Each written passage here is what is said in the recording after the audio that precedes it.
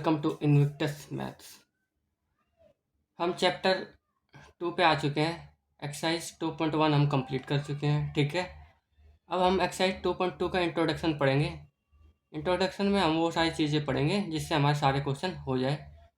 ठीक है, तो 2.2 में इंट्रोडक्शन में हम देख लो क्या क्या पढ़ेंगे। मैं लिख रखा है value of polynomial at any value of x. किसी भी एक्स की वैल्यू के लिए पॉलिनोमियल की क्या वैल्यू होगी वो पढ़ेंगे। एज प्रॉब्लम पढ़ेंगे, पॉलिनोमियल में रेशियो पढ़ेंगे आज, और वर्ड प्रॉब्लम पढ़ेंगे जो कन्वर्ट हो जाती है लीनियर इक्वेशन में। ये सब हम पढ़ेंगे आज। तो टॉपिक शुरू करते हैं। ठीक है, value of polynomial at any value of x. मान लो कोई पॉलिनोमियल है, ठीक है, एक्स स्क्वेयर प्लस में 5x प्लस में 2, ये एक पॉलिनोमियल है। ठीक है, अब पॉलिनोमियल को लिख भी सकते हैं हम। पॉलिनोमियल को पी एक्स करके लिखते हैं। ठीक है, पी एक्स। ठीक है, अगर एक्स में है तो एक्स में, अगर कोई सी पॉलिनोमियल एस में है मान लो, तो उसको एस में लिखेंगे। जैसे एस प्लस 2 है, कोई पॉलिनोमियल है, लीनियर पॉलिनोमियल है, ये क्वाड्रेटिक है, तो ये एस है, तो इस पॉलिनोमियल का नाम क्या रखेंगे? पॉलिनोमियल एस में। ठीक है, ऐसे रखते हैं। मान लो मुझे यहाँ पे एट एक्स इजकल टू 1 पे वैल्यू निकालनी है कि इस पॉलिनोमियल में अगर x की जगह 1 रख दे तो क्या वैल्यू आएगी। तो जस्ट तुम्हें पुट करना 1 x की जगह, हर x की जगह 1 का स्क्वायर प्लस में 5 1 प्लस में 2, तो ये आ जाएगा 1 प्लस में 5 प्लस में 2। तो पॉलिनोमियल की 1 पे वैल्यू कितनी आ जाएगी? 5 प्लस 2 7 प्लस 1 8। ठीक है, अब इसी पॉलिनोमियल की दूसरी चीज़ पे भी वैल्यू निकाल सकते हैं। देखो, इसी पॉलिनोमियल की अगर पूछे कि वैल्यू बता दो 0 पे, तो जहाँ पे भी x है वहाँ 0 रखो।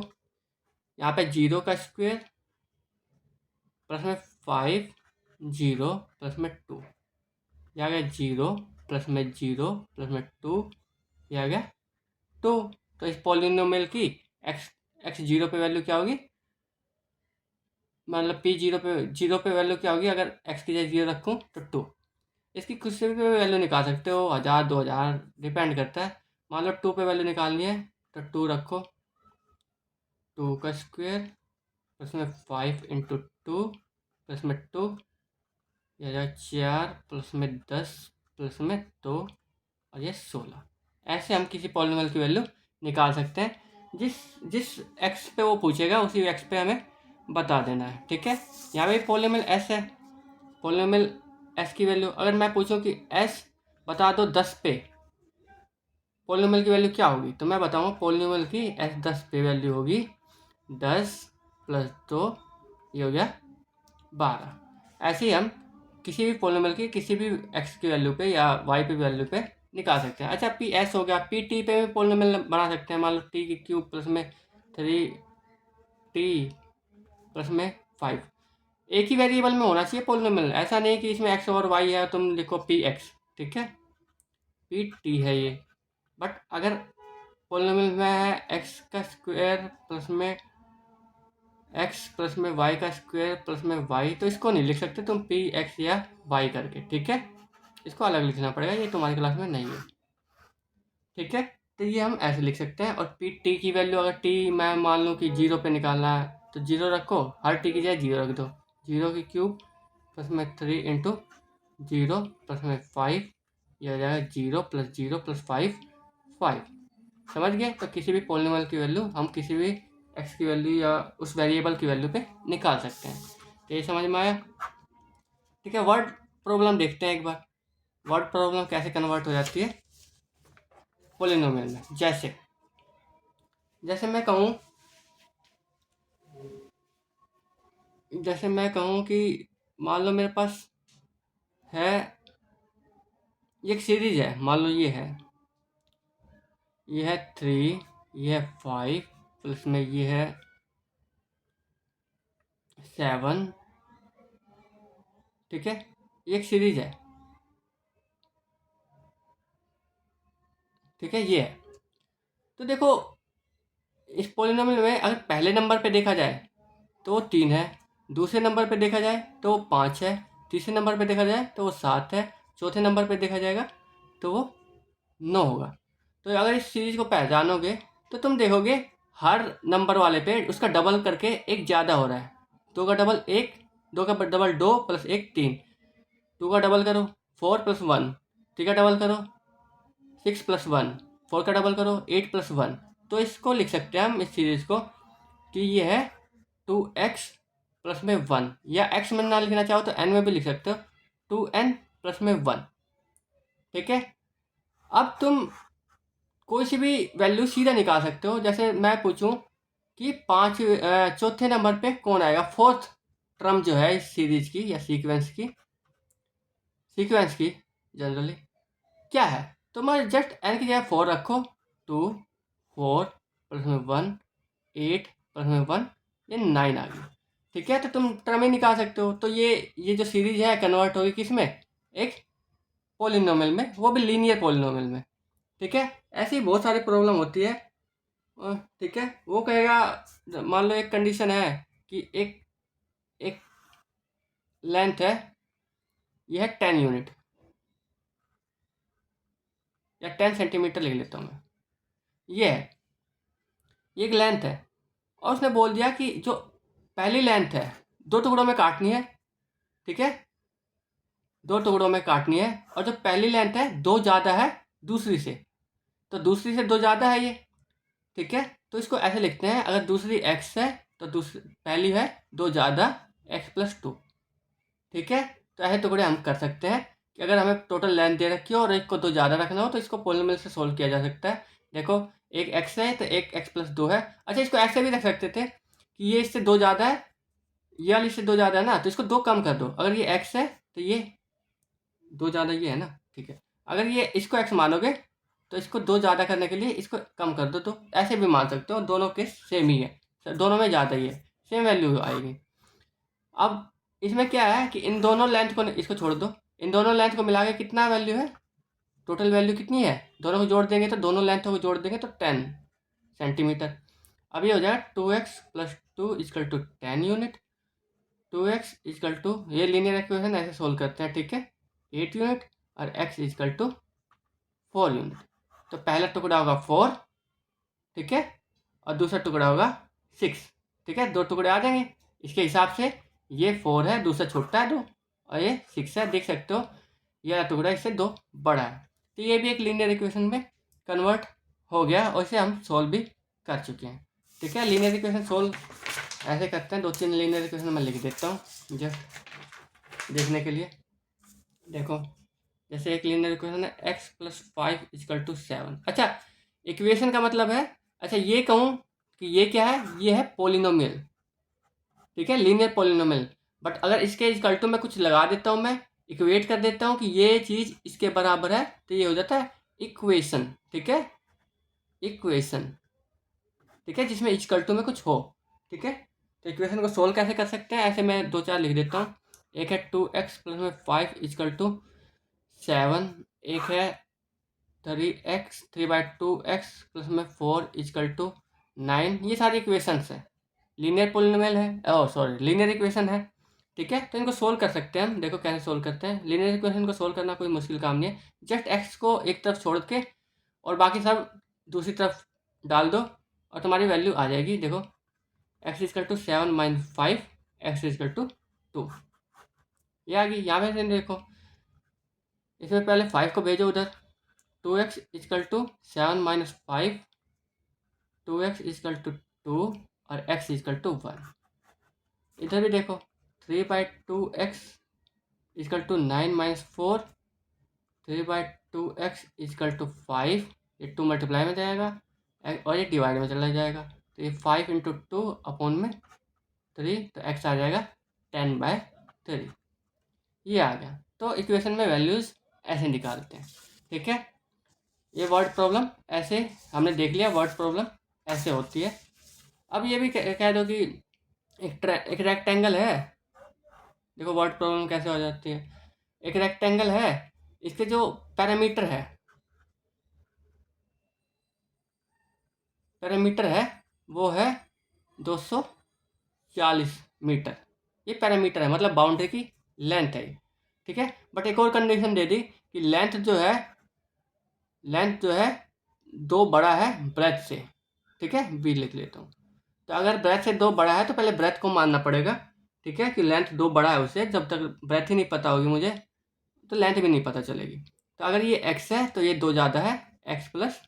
तो अगर यहाँ पे x+2 लिखो, यहाँ x लिखो, ठीक है। और ये रेक्टेंगल है तो ये भी x+2 है और ये x है।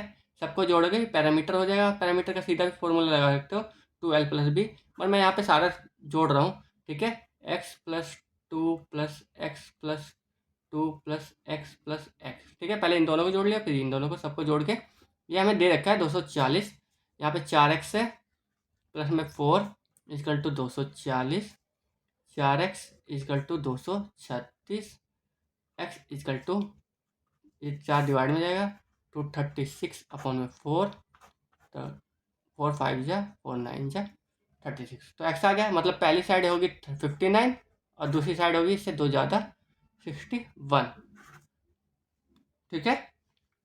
तो ये हो गया हमारा वर्ड प्रॉब्लम जो कन्वर्ट होती रहती है इक्वेशंस में, और इक्वेशन को सोल्व कर सकते हैं और हम पता लगा सकते हैं कि क्या लेंथ है, क्या ब्रेथ है, या जो भी वर्ड प्रॉब्लम है उसके हिसाब से, ठीक है।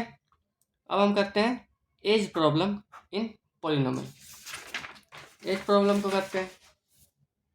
अब एज प्रॉब्लम देखो कैसे होती है। यहाँ पे है, मान लो एक मोनू है, मोनू की मदर,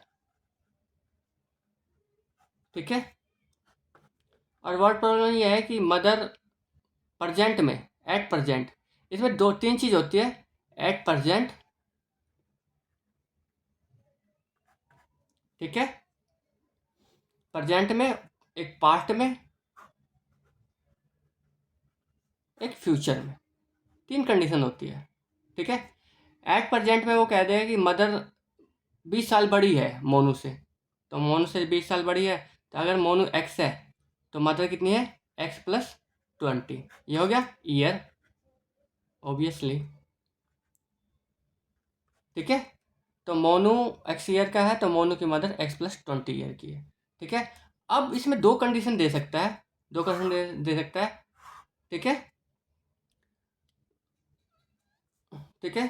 2 कंडीशन कैसे दे सकता है, एक पास्ट की कंडीशन दे सकता है, 5 years अगो, पास्ट कंडीशन, और एक फ्यूचर कंडीशन दे सकता है, कंडीशन। तो पास्ट कंडीशन कैसे दे सकता है, तो वो तुमसे बात करेगा पास्ट की, कि पास्ट में मतलब 5 साल पहले या 10 साल पहले उन दोनों की एज का सम 12 ईयर था, तो ऐसे बात करेगा। तो मैं 5 ईयर लेके चलता हूँ, ठीक है, 5 years अगो। तो 5 years अगो क्या होगा, अच्छा तो 5 years अगो है तो ऐसा नहीं दोनों की एज का सम होगा, सम ऑफ एजिस, मान लो 60 है 5 साल पहले। अब ये है कि सम ऑफ एज उनकी 60 है 5 साल पहले, मगर 5 साल पहले है, अब ये तो प्रेजेंट है। अगर इसको जोड़ के तुम 60 लिख दोगे तो गलत हो जाएगा, क्योंकि प्रेजेंट में तो वो 5-5 साल बड़े हो चुके हैं 5 साल पहले से। 5 साल पहले तो ये 5 साल कम होगा, ये भी 5 साल कम होगी, ठीक है। अगर ये 20 साल की है तो 5 साल पहले कितनी होगी, या मोनू कितने का साल का होगा, 15 साल का। अगर ये 60 साल की है तो 5 साल पहले कितने की होगी, 55 साल की। तो दोनों की एज 5-5 साल कम हो जाएगी। तो जब भी एज का क्वेश्चन आता है, अगर पास्ट कंडीशन में जाना होता है तो पहले एज उसकी निकाल लेते हैं उस वक्त की। तो 5 years अगो मोनू की एज लिखेंगे कि मोनू एज, ठीक है, मोनू की एज कितनी है, मोनू की एज है एक्स थी पहले। अब जितनी भी हो 5 साल पहले उससे 5 कम हो जाए, 5 ईयर कम हो जाएगी, तो x-5 years। और मदर्स एज, मदर जितनी भी है उससे 5 ईयर कम हो जाएगी। तो ये हो जाएगा x+15। और इसके अकॉर्डिंग टू क्वेश्चन दे रखा है हमें, क्या दे रखा है कि अब जो सम है 5 साल पहले जो सम है इन दोनों की एज का, मोनू है x-5 प्लस में उसकी मदर है x+15, इन दोनों की एज का सम 60 है। बताओ मोनू की एज कितनी है और उसकी मदर की एज कितनी है। तो यहाँ से कैलकुलेट कर सकते हैं हम। यहाँ 2x + 10 = 60। मैं सीधा सोल्व कर लेता हूँ, ये 10 हो जाएगा 50, ये 25, तो x आ जाएगा 25। तो x क्या है, x परसेंट एज है किसकी, मोनू की। तो मोनू की परसेंट एज 25 ईयर है और मोनू की मदर की प्रेजेंट एज है 20 साल ज़्यादा 45 ईयर। तो यहाँ से निकल गया। अब कितने भी साल बाद का निकाल सकते हो। अब तुम्हें पता चल गया मोनू 25 साल का है, उसकी मदर है 45 साल की। अब 20 साल बाद निकाल लो, 20 साल बाद मोनू प्लस 20 का हो जाएगा, मतलब 45 साल का, और मोनू की मदर 20 साल की प्लस हो जाएगी, तो हो जाएगी 65 साल की। तो ये पार्ट कंडीशन है, जितना भी पार्ट जाना हो उतना पार्ट चले जाओ। अगर 10 ईयर अगो होता तो 10 माइनस एक्स एक्स माइनस 10 हो जाता। 20 ईयर अगो होता तो मोनो की एज 20 साल पहले एक्स माइनस 20 हो जाती, तो 20 साल पहले चले जाते उस कंडीशन को फॉलो करने के लिए। एक फ्यूचर की कंडीशन आती है, यहीं पे कंडीशन आती 5 ईयर्स लेटर, 5 साल बाद। तो 5 साल बाद उनकी एज का सम मान लो, ये अलग कंडीशन है बिल्कुल, ठीक है, इससे मैच मत करना। ये दे रखा है कि 20 साल बड़ी है मोनू की मदर मोनू से, और इसके बाद ये कंडीशन है कि 5 ईयर लेटर, ठीक है, सम दे रखा है मुझे, सेम सम ले लेता हूँ 60 साल, ठीक है। अब मैं इसको नहीं जोड़ सकता क्योंकि 5 साल बाद तो मोनू 5 साल बड़ा होगा, उसकी मदर भी 5 साल बड़ी होगी, तो सम भी ज़्यादा हो जाएगा 10 साल, ठीक है। तो मैं कहता हूँ कि 5 साल बाद मोनू की एज कितनी होगी, मोनू एज, मोनू से एज, ठीक है, मोनू की एज होगी एक्स था, 5 साल बाद एक्स प्लस 5 ईयर, 5 साल बड़ा हो जाएगा। और मोनू मदर से एज कितनी हो जाएगी, मदर की एज हो जाएगी कितनी, इतनी थी ना, एक्स प्लस 20 प्लस में 5 ईयर्स, इसका मतलब एक्स प्लस 25 ईयर। अब अकॉर्डिंग टू क्वेश्चन चलेंगे, मतलब क्वेश्चन ने क्या कहा है कि 5 साल बाद उनकी एज का सम, उसकी मोनू की एज है एक्स प्लस 5, मदर की एज है एक्स प्लस 25, और दोनों का सम है 60। अब कैलकुलेट कर सकते हैं, यहाँ से लीनियर इक्वेशन बन गई यहाँ पे, ठीक है। यहाँ 2x प्लस में 30 इजकल टू 60, ये 30 एक बार में सोल्व कर देता हूँ, 30 इधर जाके माइनस हो जाएगा, 30/2 15। तो यहाँ पे क्या होगा, यहाँ इस कंडीशन में क्या आएगा, मोनू की एज आ जाएगी 15, जो कि 15 ईयर है, और अगले पेज चला गया, 15 ईयर है, और मदर एज है, प्रजेंट एज लिख रहा हूँ मैं यहाँ पे, ठीक है। तो मोनू की मदर की एज कितनी है, 15x है, तो ये 35 होगी। तो मोनू की मदर की प्रजेंट एज निकली। अब प्रजेंट एज निकलने के बाद तो तुम कितने भी साल या कितने भी पहले या कितने भी बाद की एज निकाल सकते हो। जैसे तुम्हारी एज है 18 अभी या 14, तो आप कितने भी पहले कोई पूछे 4 साल पहले कितनी थी, तो तुम कहोगे 10, तुम कहोगे 10 साल बाद कितनी की होगी, तो तुम कहोगे 24। तो प्रजेंट एज निकालने के बाद तो सारी चीज़ आ ही जाती है, ठीक है। तो एज प्रॉब्लम हो गया। अब हम रेशो के बारे में थोड़ा पढ़ लेते हैं अभी, ठीक है। रेशो मैं अलग से भी करा दूंगा, ठीक है, बेसिक्स में, बट रेशो यहाँ पे भी देखो थोड़ा सा, यहाँ पे देखो। रेशो मतलब जब दो टर्म डिवीजन में रख दी जाती है तो उसमें से कुछ कट जाता है। देखो जैसे मैंने रखा 15 और रखा मैंने 18, ये अच्छा दो वैल्यू है, मैं रख देता हूँ। मान लो एक है 15, एक है 18, ठीक है। मान लो ये है लड्डू, यहाँ पे लिख देता हूँ, लड्डू है किसके पास, राम के पास और श्याम के पास, ठीक है। राम और श्याम के पास लड्डू है, राम के पास 15 लड्डू, श्याम के पास 18 लड्डू। अगर मैं इसको रेशो में लिखता हूँ, रेशो में मतलब डिवीजन में रखता हूँ, तो क्या होता है कि हम कॉमन चीज़ काट देते हैं। देखो इसमें और इसमें कॉमन क्या है, 3। देखो इसको लिख सकते हैं 3 × 5, इसको लिख सकते हैं, ऐसे लिखने की ज़रूरत नहीं है, मैं लिख के दिखा रहा हूँ बस, नहीं तो यहीं काट देता मैं। ये हो गया 5/6। अब यहाँ पे क्या दिख रहा है कि राम और श्याम के पास है 5:6 लड्डू। क्या ये एक्चुअल में लड्डू की संख्या है? क्या राम के पास 5 ही लड्डू है? क्या श्याम के पास 6 ही लड्डू है? क्या हम ये कह सकते हैं? नहीं, बिल्कुल गलत है। अगर रेशो में लिखने के बाद या आटे बट्टे में लिखने के बाद हम ये नहीं कह सकते कि उनके पास एक्चुअल कितना था, ठीक है। क्योंकि कुछ कॉमन चीज़ कट गई है। हमें जब तक वो कॉमन चीज़ नहीं पता चल जाती, मुझे उन दोनों की वैल्यू नहीं पता चलेगी। जैसे यहाँ पे कॉमन चीज़ क्या कटी है, 3, तो इस रेशो को वापस 3 से मल्टीप्लाई करोगे तो राम की वैल्यू थी 5, इसको वापस 3 से मल्टीप्लाई करोगे ये वापस 15 आ जाएगा, और श्याम के एक्चुअल वैल्यू निकालनी है, तो उसी रेशो से जो रेशो कट चुकी है उससे मल्टीप्लाई करोगे तो वो आ जाएगी 18। ठीक है, तो रेशो में अगर चीज़ें दे रखी है तो एक कॉमन चीज़ कटी हुई है, हमें नहीं पता वो क्या हुआ, कटा हुआ है, तो ऐसे हम एक्चुअल वैल्यू नहीं पता कर सकते। ठीक है, जब तक हमें कॉमन चीज़ ना पता हो। अब मैंने कह दिया कि जैसे ये कितना है, 18 15 8 5 3 एक हासिल 1 1 2 1 3 33। अब मैंने यहाँ पे एक कंडीशन ला दी कि राम रेशो श्याम, इसके पास लड्डू है 5:6 में।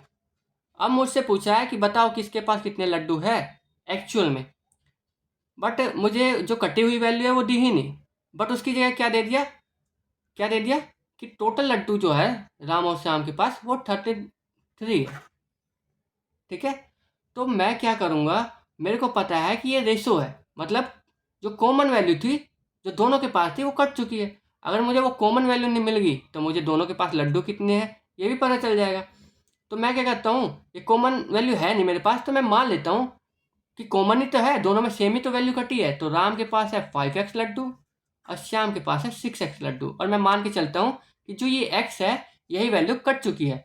अच्छा, मैंने x माना, तुमने t भी मान लो, p भी मान लो, बट दोनों को सेम मानो, क्योंकि दोनों सेम टर्म कटती है, ऊपर नीचे जब रहती है तो सेम ही चीज़ कटती है। बेशक वो 20 हो 30 हो, क्या फ़र्क पड़ता है, सेम ही होती है। अब मुझे पता चल गया, मैं मानता हूँ कि ये एक्चुअल वैल्यू है, ये कटी हुई वैल्यू से हमने मल्टीप्लाई कर दिया, अब ये वाली वैल्यू एक्चुअल है। अब मुझे पता है टोटल सम 33 है, तो इनको ऐड करो जस्ट, देखो ये लीनियर इक्वेशन बन गई, तो ये भी लीनियर इक्वेशन में आ जाता है। तो इसको ऐड करो, एक्स में एक्स ऐड हो जाएगा, ये बात कर चुके हैं हम। 33 लड्डू, एक्स इजकल टू 33/11 3। तो जो कटी हुई वैल्यू थी वो 3 थी, देखो यहाँ पे भी हमने देखा था कि कटी हुई वैल्यू 3 है। अब तुम्हें अगर राम के एक्चुअल लड्डू निकालने हैं तो 5 उसकी वैल्यू थी और कटी हुई वैल्यू 3, या यहीं पे देख लो 5x है तो 5x 15। ठीक है, और श्याम के पास है 6 × 3 18 लड्डू। ठीक है, तो ऐसे हो सकता है। ऐसे ही बहुत सारी रेशो की प्रॉब्लम आ जाती है, तो रेशो की प्रॉब्लम में कुछ वैल्यू कट जाती है तो उस पर ध्यान रखना पड़ता है। एक और रेशो की प्रॉब्लम देख लो। ठीक है, मान लो कि एज देख लो कि राम की एज है, राम राम और श्याम की एज का रेशो, राम और श्याम की एज का रेशो 5:7 है। ठीक है, उसका टोटल सम दे दिया राम और श्याम की एज का 144। ठीक है, अब मैं ये नहीं कह सकता कि राम की एज 5 है 7 है, ये तो 12 है, बट इसमें क्या है, ये एक्चुअल नहीं है, इसमें से कुछ कट चुका है, उसको कटे हुए को मैं टी मान लेता हूँ क्या। तो एक्चुअल जो राम की एज है वो मैं मान लेता हूँ, ठीक है, 5t, और श्याम की एज है, राम की एज और श्याम की एज है 7t। अब ये सम दे रखा है तो सम कर दो, 5t प्लस में 7t is equal to 144, 12t is equal to 144, और t इजकल टू डिवाइड करोगे 12 आ जाएगा। तो जो कटी हुई टर्म थी वो 12 थी, तो राम की वापस एज निकालनी है, तो 5 × 12 60 ईयर्स, और श्याम की एज होगी 7 × 12 84 ईयर्स। आई बात समझ में। तो ये रेशो की प्रॉब्लम भी यहाँ पे ऐड हो जाती है। रेशो हम और कभी आएगा तो और अच्छे से भी पढ़ेंगे। ठीक है, ये 2.2 का इंट्रोडक्शन हो गया। हम अब नेक्स्ट वीडियो में हम 2.2 कंप्लीट कर लेंगे। ठीक है, थैंक यू फॉर टुडे।